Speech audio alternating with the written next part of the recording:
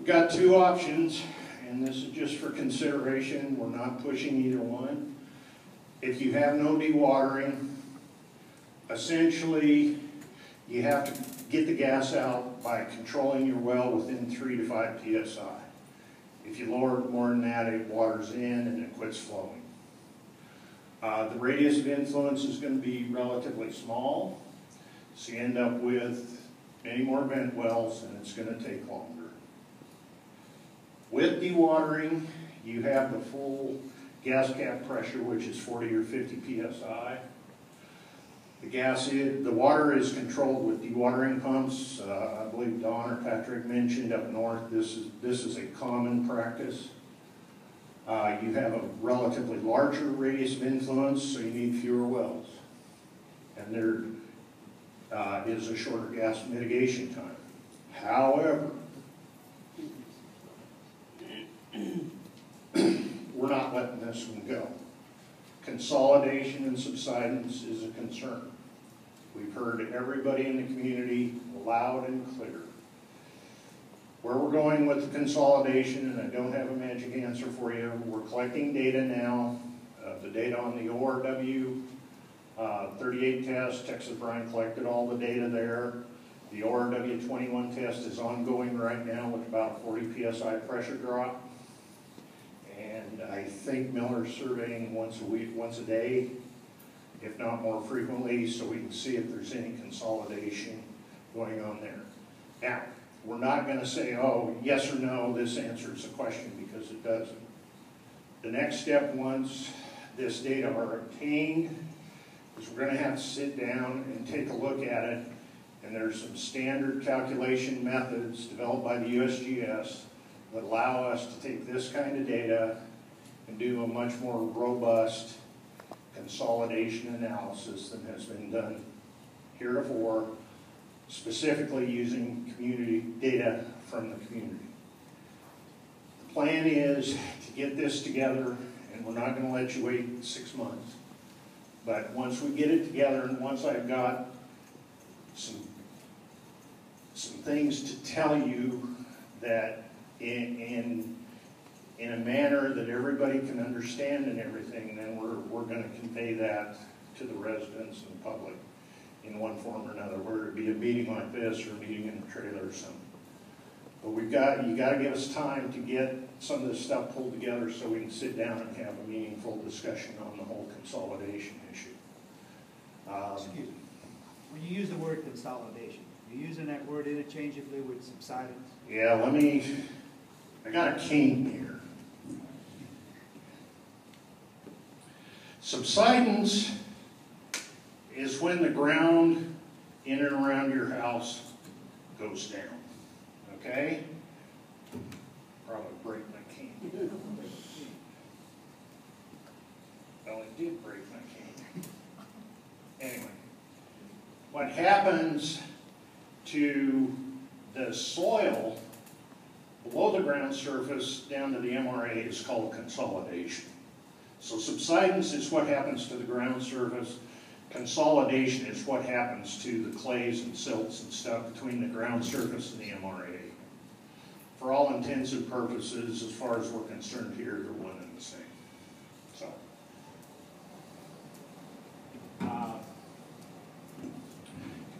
Anyway, that's what's going on. We've got a ways to go. There is nobody, dewatering may be beneficial, but if there's two things. You got a technical issue, consolidation, subsidence, but then you have to also listen to the residents. And we understand your feelings. You live there. You want to protect your homes, and we fully appreciate that. But right now, we've got to get together. We've got to pull a lot of the information from this site, and some of the stuff's been brought up on consolidation and subsidence, and we'll have to sit down and have a meaningful discussion with everybody where we can essentially do around the table and talk about it. So that's kind of where we're going. But we have heard you loud and clear on the whole subsidence consolidation issue. And we are not, I know DNR is not going to mandate dewatering in the community right now. It'd be way premature to say yes or no. So right now, we're going to have to keep status quo with the bin. I think that's it. Any questions? Go ahead, Nick. Glad to see you back. and hope you deal with. I'm still. I saw your information on the sinkhole and the growth of it. But I'm still concerned that the subsidence area is growing closer to the Bayou Corn.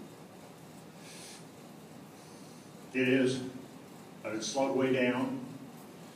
And right now, as I showed you on the one picture, the south berm appears to be outside of what it has to calculated anyway, maybe the maximum extent.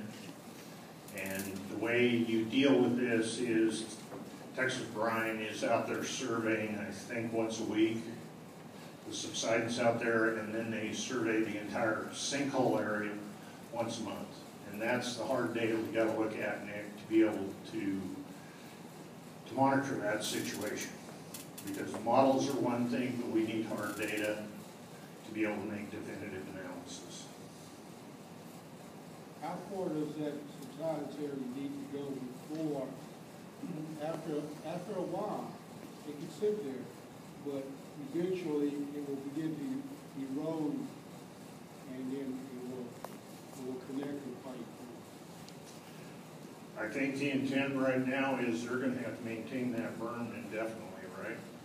The new south berm? The new south berm. That's correct. So,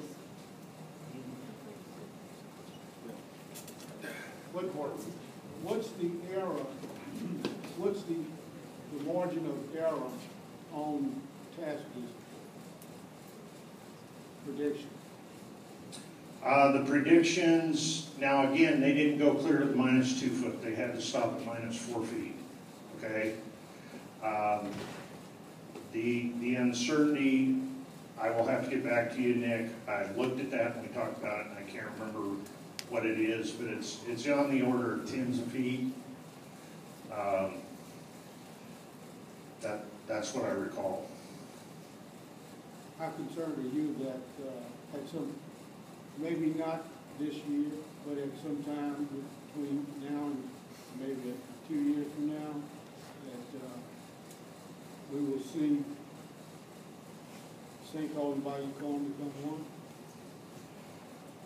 It better not, okay? Well, But that's why the monitoring has to continue, okay? You can't just take model predictions and everything else and ignore it. You got to get real data. Right now I've got one person, the data comes in, and usually within about 4 hours of getting survey data, I've got the plots in front of me. That southwest corner of the old south berm, that area is still subsiding, and that's got to be watched. But now isn't that the area where the two pipelines go through? It is, and I'll do something else, and just to follow up on what was just said. There's also an indication in looking at this area. The true indication is looking at the water line of the trees. Yeah, if you go out in the swamp, you can see where the high water marks are on the trees. If you look at the map and with the data being provided, you can see where you have trees with no water line. That area, those trees have subsided. Then you can look back into the swamp area and you can see the trees with the water marks on it. So you can kind of identify where your areas are subsiding within the berm and the areas that are still remaining the same and driving the site. So that's just something that I keep note of and observe, and it really is when the old south berm was sinking, look at the area on the outside the berm and pass it on to the Texas Brine folks. Hey, look, on the outside the berm, there's no water line of trees until you look 100 feet back into the woods. It's all going down right here, and you have to get beyond this point of just looking at the trees and the cypress knees to get in the area that's not subsided, and that's how far out you need to be. So surveying is still good because it confirms what you're seeing, but the obvious thing out there when you do an observation is just look at that and you can tell what's happening and which areas is sinking, which ones are not. In other words, Nick, we're in a trust but verify mode, okay? Well, I don't trust. But it's an area we're monitoring and we're not going to solve. So the projected worst-case scenario on the size of the hole has not changed. I mean, that people are still pretty much saying it's not going to reach Highway 70. Yep. It should stop short of Bayou Corn, and it's not going to swallow Sportsman's Paradise. Right. Your boat dock is safe. And the good thing is the fill has hit the top of the cavern. Now that fill may not be rock solid, but it's hit the top of the cavern. The growth of the subsidence area around the sinkhole has slowed. I showed you the pressure in the cavern going down is probably some of the best indication things are trending towards stability. Which is not to say this is Bayou Corn. You know, every time you think you've got a tight handle on this, she rears up and does something, which is not to say we might not have another series of seismic events, etc. But right now, a lot of the data supporting is trending towards a much more stable condition. We're not done though, okay? It's not, I'm not saying the sinkhole growth has stopped or anything. We are not